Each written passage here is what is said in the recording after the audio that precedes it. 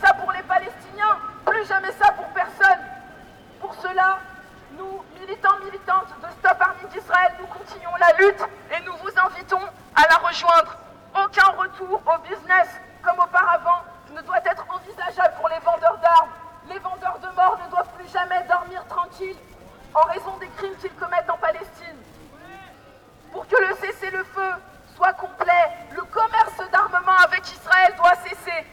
Nous le savons, sans les ventes d'armes, sans les armes vendues par les États-Unis, la France, l'Allemagne, l'Angleterre, ce génocide n'aurait jamais eu lieu. Le massacre du peuple palestinien est rendu possible par la complicité de l'État français impérialiste avec la puissance coloniale israélienne. Sans le commerce des armes, les bombardements se seraient arrêtés en l'espace de quelques jours. Nous le savons, le matériel vendu par nos pays exportateurs d'armes est utilisable pendant de longues années. Les armes et les composants vendus aujourd'hui serviront au meurtre de demain. Israël est un criminel de guerre récidiviste. Continuer et reprendre de plus belle le commerce d'armement avec lui reviendrait à préparer sa prochaine guerre génocidaire. Nous le savons, Israël est plus que jamais dépendant de son industrie d'armement et les marchands de mort comptent bien tirer leur épingle du jeu. Plomb durci, bordures protectrices, glaives de fer. Après chaque offensive, les chiffres des exportations d'armes israéliennes s'envolent. Les entreprises présentent à la clientèle internationale leurs dernières innovations, leurs dernières trouvailles dans la mort. La Palestine est pour les vendeurs d'armes un laboratoire à ciel ouvert. Le génocide en aura été le test macabre le plus monstrueux, le plus abouti. Le cessez-le-feu est utilisé comme une excuse pour dérouler le tapis rouge à ces entreprises, à leurs produits développés et testés à Gaza sur les Palestiniens et les Palestiniennes, et qui seront présentés ensuite dans les salons d'armement. Acheter des armes ou des composants israéliens, c'est nourrir cette machine de guerre. Favoriser ce commerce, c'est légitimer et récompenser les crimes commis par Israël ces 15 derniers mois. 400, plus de 500 jours de génocide n'auront pas suffi à amener les gouvernements occidentaux à imposer de réelles mesures pour mettre fin aux ventes d'armes à Israël.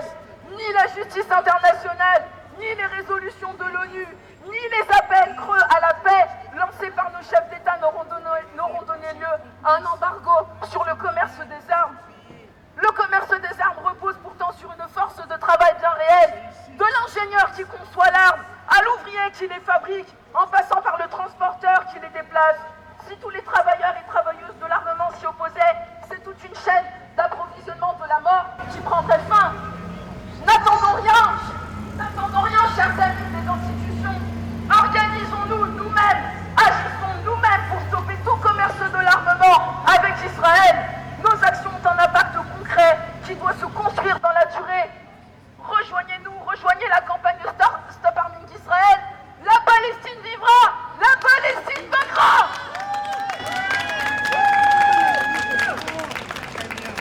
تحيا فلسطين تحيا فلسطين وتحيا فلسطين وتحيا فلسطين Israël génocidaire, embargo militaire. Israël génocidaire, assez au commerce des armes. Génocide à Gaza, on ne se taira pas. Génocide à Gaza. Le camarade va prendre la parole maintenant pour vous parler d'un militant lyonnais, d'un de nos camarades militants lyonnais qui est de toutes les luttes pour la Palestine et qui subit à présent la répression de l'État. Nous avons appris avec consternation en ce mercredi 5 mars 2025 l'arrestation de l'un de nos amis militants de la cause palestinienne bien connu à Lyon.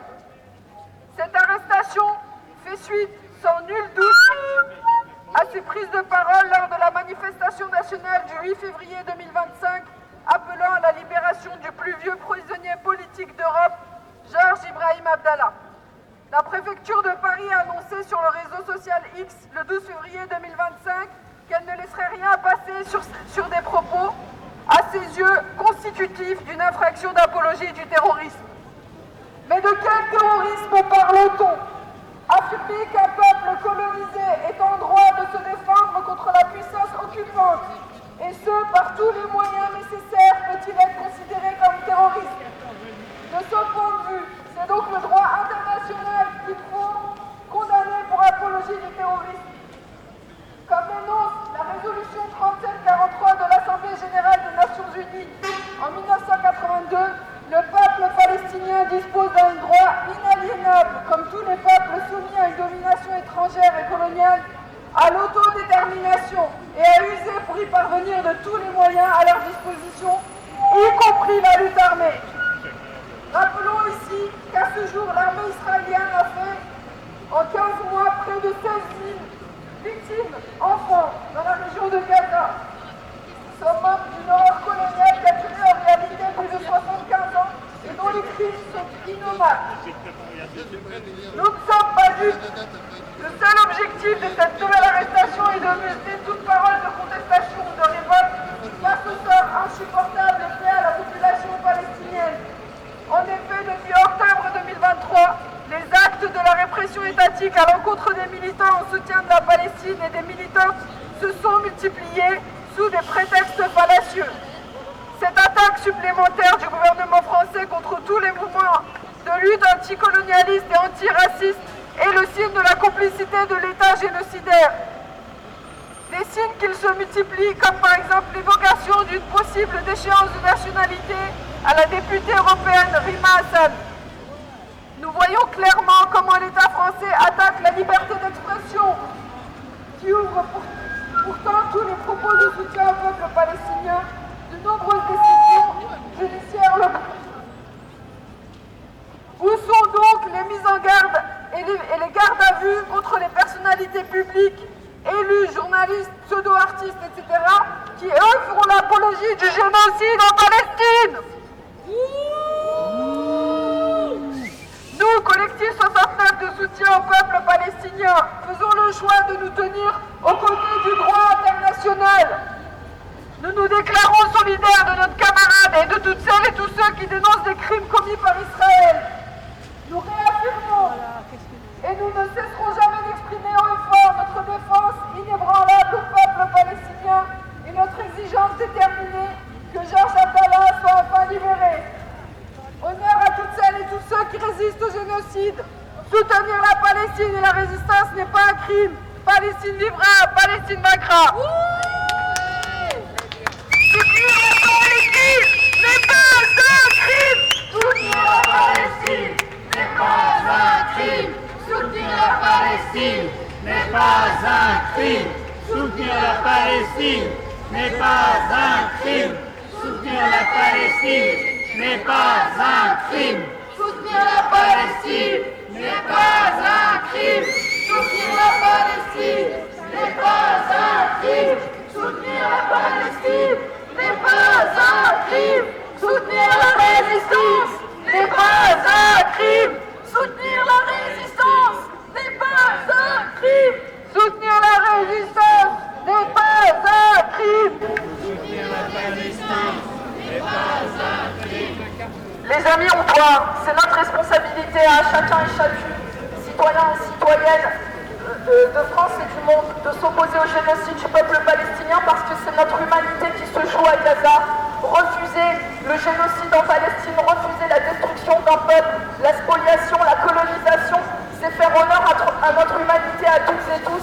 C'est considérer que les êtres humains, qu'un être humain avant un autre et que toutes celles qui luttent pour la justice et le droit sont d'égale dignité en ce monde et qu'il n'y a pas des peuples voués à disparaître pour être massacrés quand d'autres financent ce génocide avec le commerce des armes. Notre camarade, il a été arrêté pour son soutien au peuple palestinien et à travers lui, c'est tout le mouvement de lutte pour la Palestine qui a attaqué. Alors on vous invite à nous rejoindre tout à l'heure à 19h30, place des terreaux, en soutien à notre camarade et pour dire que soutenir la Palestine ne sera jamais un crime. Honneur à toutes celles et ceux qui résistent au génocide. C'est pas une guerre, c'est un génocide. C'est pas une guerre, c'est un génocide. C'est pas une guerre, c'est un génocide. C'est pas une guerre. C'est pas une guerre. C'est un génocide. C'est pas une guerre. C'est un génocide. C'est pas une guerre.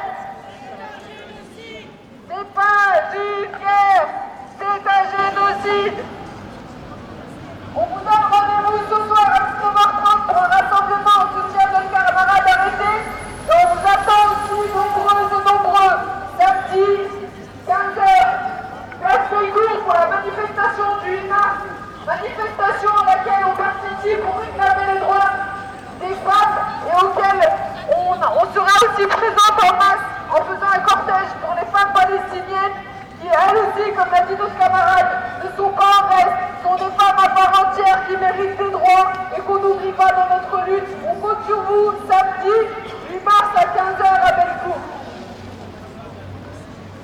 De Gaza à Jenny, libérez la Palestine. De Gaza à Jenny, libérez la Palestine. De Gaza à Jenny, libérez la Palestine. De Gaza à Jenny,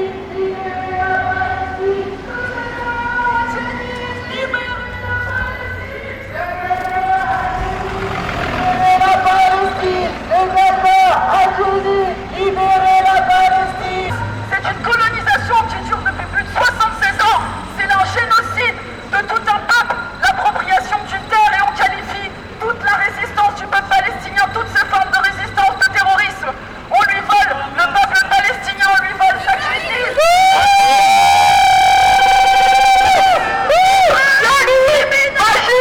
C'est vous les terroristes! Sionistes, fascistes, c'est vous les terroristes! Sionistes, fascistes, c'est vous les terroristes! Sionistes, fascistes, c'est vous les terroristes! Sionistes, fascistes, c'est vous les terroristes! Sionistes, fascistes, c'est vous les terroristes! Sionistes, fascistes! Ça aussi, c'est la propagande à laquelle on ne peut pas céder, les camarades. On reste solides sur nos bases, on soutient toutes les formes de résistance du peuple palestinien. On salue avec respect l'entêtement du peuple palestinien à rester sur sa terre, à faire vivre sa langue, sa culture culinaire, sa culture artistique, toutes ces formes de résistance. Et vive la résistance du peuple palestinien! Et vive la résistance du peuple palestinien! Et vive la résistance du peuple palestinien! Et vive la résistance! Et vive la résistance du peuple palestinien! Et vive la résistance du peuple palestinien! Et vive la résistance du peuple palestinien! On se donne également rendez-vous ce samedi 8 mars à 15h, place Bellecour, en l'honneur et en soutien des femmes de Palestine, en cette journée internationale du droit des femmes. Et on reste mobilisé également sur la campagne Stop Arming d'Israël. Vous pouvez suivre le compte Instagram Stop Arming d'Israël Lyon, où vous aurez toutes les informations sur les prochaines actions, et le compte Stop Arming d'Israël France, parce qu'on va continuer de dénoncer toutes les entreprises complices du génocide. On va redire leurs noms: Thales, Safran, Elbit System, PGM Précision, Amefo et tant d'autres. Il y en a beaucoup trop, malheureusement. Nexter également. On reste mobilisé on reste mobilisé dans notre œuvre de solidarité internationaliste pour dire aux travailleurs et travailleuses de l'armement que le pouvoir est entre leurs mains et qu'on ne comptera sur personne à part nous-mêmes pour faire cesser le génocide en Palestine. Tahia Palestine!